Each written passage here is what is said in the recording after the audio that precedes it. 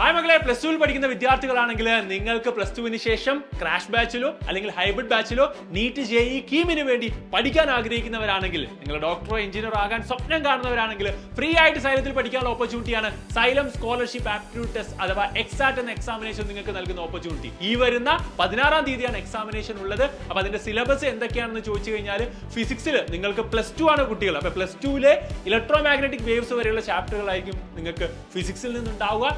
ഇനി നിങ്ങൾ കെമിസ്ട്രി എടുത്തു കഴിഞ്ഞാൽ കോർഡിനേഷൻ കോമ്പൗണ്ട്സ് വരെ നിങ്ങൾ എല്ലാവരും സ്കൂളിൽ പഠിച്ചിട്ടുണ്ട്. അതുവരെയുള്ള ചാപ്റ്ററുകളായിരിക്കും നിങ്ങൾക്ക് ചോദ്യങ്ങൾ വരിക. സിലബസ് ആണ് ഞാൻ പറയുന്നത്. ബോട്ടണി എടുത്തു കഴിഞ്ഞാൽ നിങ്ങൾക്ക് ബയോടെക്നോളജി അല്ലെ, പ്രിൻസിപ്പിൾ ആൻഡ് പ്രോസസ്സും അതിന്റെ ആപ്ലിക്കേഷൻ വരെയുള്ള 3 പാഠങ്ങളായിരിക്കും ബയോളജിയിൽ ബോട്ടണിയിൽ ഉണ്ടാകുക. സുവോളജി എടുത്തു കഴിഞ്ഞാൽ മോളിക്കുലർ ബേസ് ഓഫ് ഇൻഹെറിറ്റൻസ് വരെയുള്ള ചാപ്റ്ററുകളായിരിക്കും.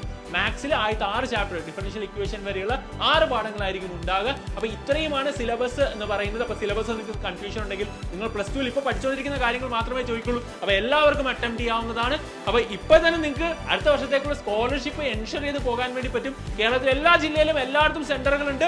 രജിസ്റ്റർ ചെയ്യാൻ മറക്കരുത്. അടിപൊളിയായിട്ട് പഠിച്ച് നമുക്ക് എന്ത് ചെയ്യാം, എക്സാം എഴുതി നിങ്ങളുടെ ഒരു സീറ്റ് ഉറപ്പിച്ച് നിങ്ങൾക്ക് നിങ്ങളുടെ സ്വപ്നത്തിലേക്ക് എത്താനുള്ള ആദ്യ ചവിട്ടുപടിയായിട്ട് തന്നെ നിങ്ങൾക്ക് കാണാം. All the best guys. അപ്പം നവംബർ 16 കാണാം.